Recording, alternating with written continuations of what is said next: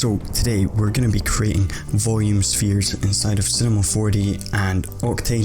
It's going to kind of be like the tutorial I made a few weeks ago. I'm not going to waste time on the intro. Check out myself, I store my assets. These very project files are going to be up there. And without wasting your time, let's make some volume spheres. Yeah, volume sphere, yeah. Let's go. Okay, so the look I'm going to be concentrating on today was kind of coming from the first couple of renders that I did around the volume sphere thing, and it's honestly such a similar process to the last volume builder tutorial, but it's a bit of a different artistic direction and I think is valuable to go over. So I think it's a lot of fun to use primitive shapes to obtain the look as opposed to complex models. It makes the subject matter rely on the actual volume effect much more. So if you have any trouble following along, be sure to check out the volume project files on my Selfie. I did post them a few weeks ago when I made the initial volume builder tutorial, and if you've already bought them, don't worry, you'll receive an update to the files with the new ones to coincide with this tutorial. So what we'll do is we'll just get started, and of course we'll drop in a sphere, and I'm going to drop in a camera that's dead centered in Z-space and just move back there. And we don't have to worry about the segments because thankfully Volume Builder does that for us. So if we drop in the builder and the mesher and we shift C and random field, and that's everything we're going to need now until we add in some fog layer. So what we can do is just drop the sphere in the volume builder and drop the random field in the volume builder. Now usually I would come to view settings and turn off the viewplane preview because it gets in the way a little bit and it's a little bit annoying. So then what we can do is in the volume builder we can bring the voxel size to about 2. The detail isn't really going to kick in till between about 1 and 0.5. Go below 0.5 and things are going to get slow, and personally I think with this look we're going to be using the electric noise to get a nice kind of puffiness to it. If you go below 0.5 it gets too detailed and you kind of lose the nice part of the look anyway. So we're going to change this to subtract, and you can see it's doing its thing now. So in the random field, if we change the random mode to noise, and I think somewhere around 1800 is a good size, we probably going to want to tweak that. But then in the sphere, if we do perfect primitive, grab the mesher, put the builder in the mesher, and we're done. So what we can do is maybe do 1200. I think that looks okay. But what we're going to do is change it to electric, and now you can see we're getting these nice kind of ripples on the inside, and we can turn this around, get a look that we kind of like. I think maybe bringing this back down to a 900 looks good, and that's kind of something I'm happy with. So you get this kind of sphere that's slightly ripped apart. I think any render I've done with a sphere, I've used electric. So that's our sphere setup, nice and simple. So now we're going to move on to Octane. So what we can do is just move into path tracing here, grab a Octane camera tag and move in a little bit closer, and I'll set up my lighting. So I'm going to drop in a HDRI and just kind of a black background. So now you can see we've kind of got the scene filled out a nice amount. It looks quite alright. I'm going to experiment with the sphere a little bit more. These things do take a little bit of messing about to get to a point where you're happy with.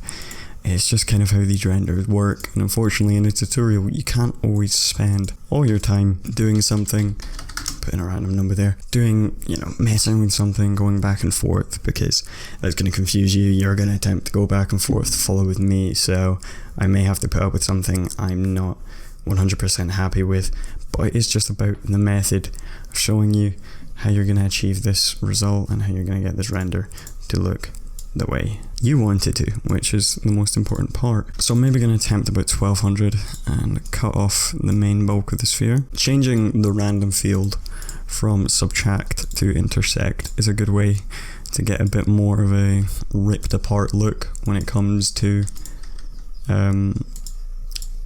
the sphere, and I think this is probably the way I approached the spheres the first time I did it. I can't quite remember. Next up, we're going to add in our background. So we'll just press F2 here. You've seen me use this trick a million times. Come into perspective, and we'll use 4000 by 4000. We're going to drop in a bend, and we're going to drop in a subdivision surface.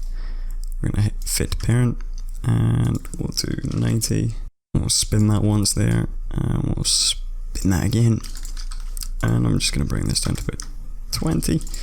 So we've got a nice kind of sharp corner, and I'm going to bring the floor down. I don't really want the floor to be visible here when I'm adding in lights, so I'm going to back it up a little bit.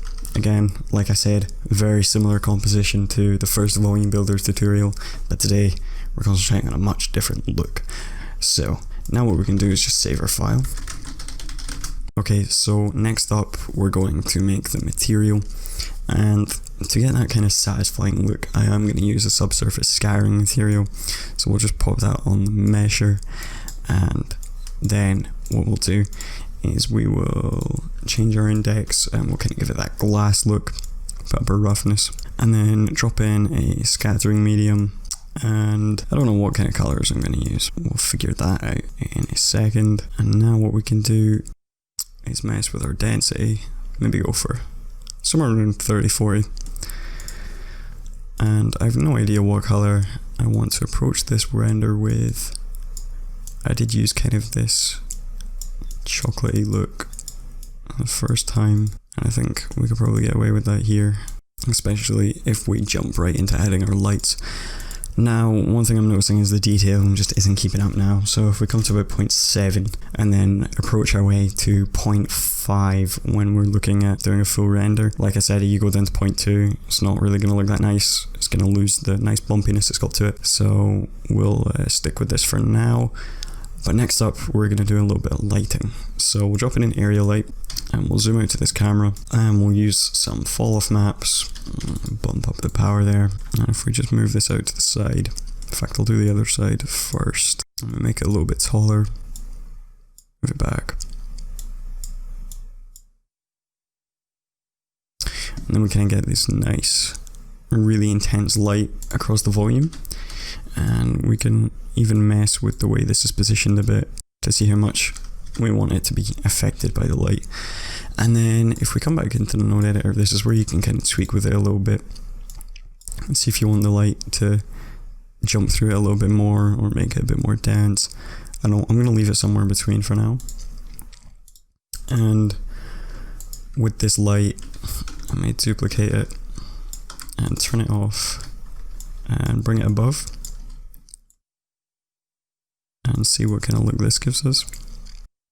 And we could even do some neat tricks by turning our camera to cause a little bit of loss of awareness when it comes to looking at it, and it adds a nice vibe to my renders as I want to describe it, which is something you're never really going to pick up on. And I could even add one more light, turn that first one off, and see how it looks on this side.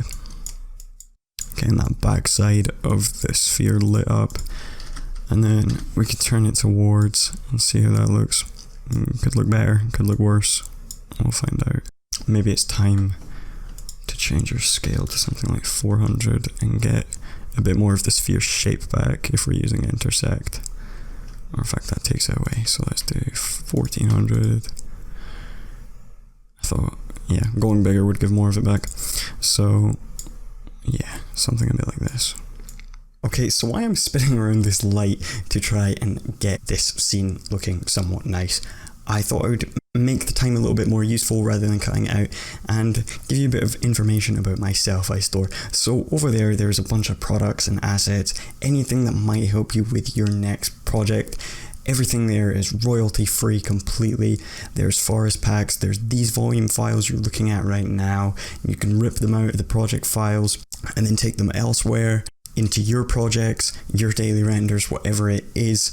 The forest packs are one that are so useful. You can get the car packs to then take the car materials and do what you want with them, or you could take the terrain packs to get the height maps to then use in the background of one of your renders. Whatever it is, I'm sure you'll find some benefit from it. So yeah, be sure to go check it out. First link in the description. Now I'm pretty sure I'm probably done spinning the light by now. Okay, so I'm happy with my lighting position here. I just used the light on the left here and kind of kept it the way I did it to begin with. What we can do now is start adding a little bit of camera effects. So we can add some bloom and we can add a LUT into the scene. And then what we can do is do a little bit of pre-grading to make sure the image is not blown out and it's nice and flat and ready for when we're actually going to grade it. And we can kind of leave that just like that. Now there was an effect that I did on quite a few of these renders, which was subtle in some of them and not so much in others. And I'm going to go over that right now, and it was definitely an effect I was quite proud of, and it's just a noise, so we're going to do that here. So if you just pile everything into a mixed material and put that on the mesher, and then if we grab a noise and we put that in the amount, and we'll just put a transform and a projection on the noise, change it to spherical, and then what we can do is bump up our contrast. Just gotta make sure you're getting a good amount of contrast there, and then unlock your aspect ratio and bump up the X value and start bringing down the Y. Something like this looks nice. And now what we do is we get this really nice effect across the inside of the sphere that's being affected by the noise, and it gives it this almost kind of liquidy look, like you're hydro dipping something, and I was obsessed with this. So then if we come back and we mess with our gamma and our noise, definitely makes for some interesting looks. I think something a little bit like that, it definitely gives it that candy look. And then if you grab the noise and plug it into the bump here, and then it's going to be raised ever so slightly, especially if you were to do this and add a multiply, add a float, plug the noise into that, float into that, plug that into the bump, set this to something like 10, and now the bump's going to be a bit more prominent. And then if we switch this out for glossy and bump up our roughness, it's going to catch light in a bit of a better way, and that's always nice. And then under the scattering medium, I'm going to lighten this up a bit and get a bit more noise going through it, and that's definitely a look I like. And another trick I did a lot when doing these renders, and it's something I've done in my renders in the past, and I find it loses your sense of awareness in the world a little bit, and it really helps sell your renders when you're doing these kind of abstract looks. And I'm just going to turn the camera around like this until something's going on that goes against your intentionality from when you were lighting. Because when you were lighting, you often, you're doing your primitive lighting routines, your key light, your fill light, your hair light above.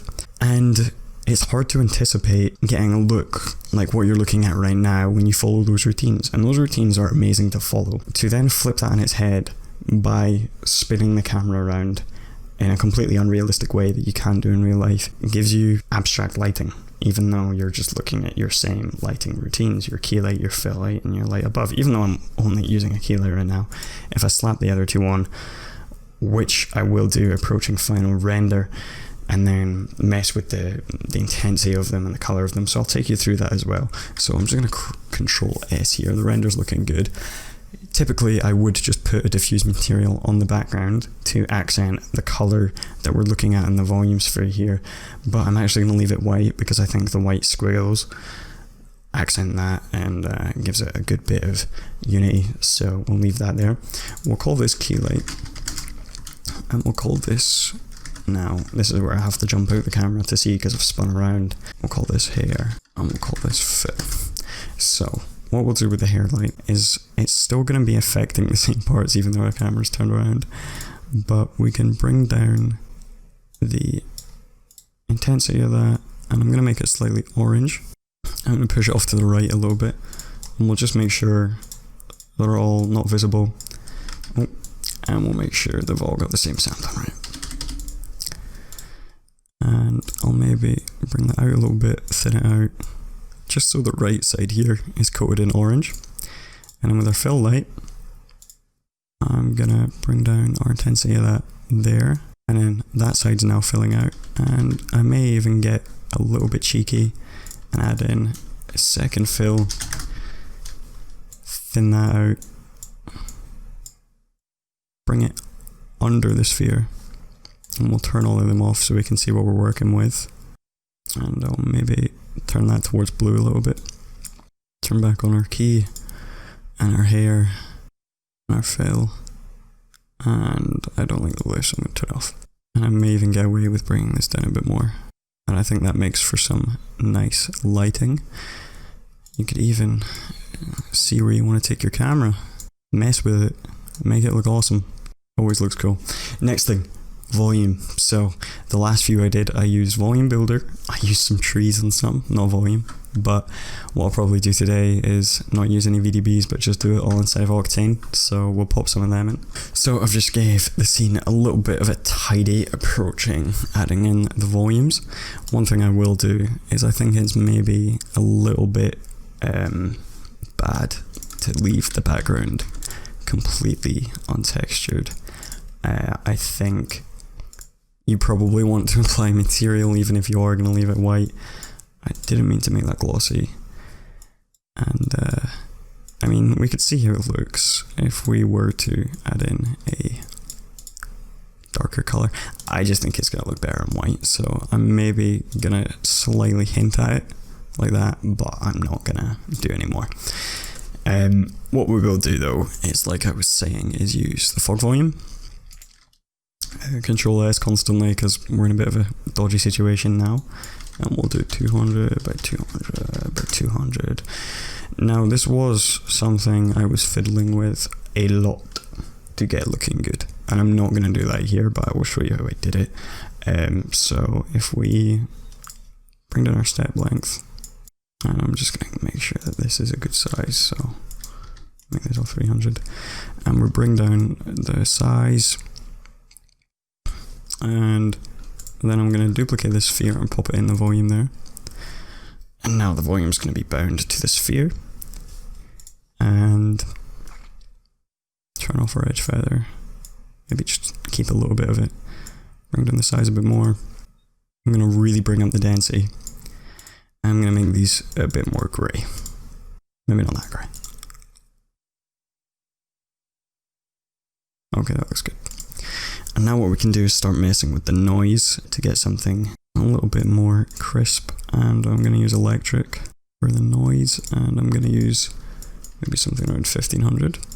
And I'm going to try and make it a bit more harsh. In fact, let's try 1100. And then what you can do is start turning it around. Be wary if you've got a bit of a slower CPU here, or GPU for that matter. And as you can see already, I'd be here for quite a while spinning this around, so maybe try 600. And you can also increase the size of your sphere a little bit just to help it fill out. And then back in the noise, maybe I'll try a different noise, Naki. Maybe that will give us a better look. You never ever know. Doesn't seem to be affecting it that much. I'm probably not going to waste too much time on it. Maybe bring down the size, bring down your step length. Get that density really up there. The scattering phase can make a bit of a difference as well, especially to how much we can see it. I think that looks okay. I do like it taking the shape of the sphere and then kind of going with that a little bit so it looks like it's under the same volume. And I think that's why using electric and using the same noise that you maybe used for the sphere is a good thing to do, because if we look at this right now, I don't know if it's supposed to be filled out like that, but we've got a volume sphere just like we had before, and then if you chip away at that, you've got two electric noises, and it gives a little bit of continuity. I think that's a good way to describe it. Okay, so I've played with that enough now and got it looking good. I didn't want to sit there rambling, toying with it. Just to show you what I did, I put my density way up, and it actually wasn't even anything to do with any of my values in here. I stuck this to 800. It was just that the part of the sphere we were seeing was just full. So you can see that it looks like it's being affected by the same noise. It looks nice. I don't think it goes or suits every one of these renders, but it certainly adds to them quite a bit. Maybe see this looks with a bit of contrast, a bit more saturation. See how a different camera angle maybe looks. You could absolutely play with this for days on end. I remember one of the first few times I attempted this, spinning the volume to get it somewhere I liked for like an hour, and I eventually just had to tell myself, no, you're done. And I'm going to end up doing it again now, and then you're going to get bored and click off the video. So we'll probably just leave it there. Give it one more spin. Maybe another. That looks pretty good. What I will do, so I'll just turn it off. I like it better like this. that is going to conclude my volume spheres. This kind of looks like a lollipop. Stick a cylinder on it, you know? Experiment. Make it look like a JQ render. See that? Lower your density enough. You're gonna see it straight. We just made a lollipop. You see, it's that simple. So yeah, that's all I'm gonna go over. There is your volume spheres. Very satisfying stuff. Go crazy with it. Look at my last renders I did, you know? You had the trees, you had the marble textures, you had the VDBs. It's a lot of fun. Be sure to check out these project files on my Selfie store. The project file from this very tutorial you saw me make will be up there. I may even put this one on my Insta, it came out so nice. So go and check that out. If you've already bought the volume files, you'll get an update with these files. So that's how we do things. I really want to see what renders people come out with from these ones, so tag me in that beautiful stuff. And thank you for watching, and I look forward to seeing you in the next tutorial.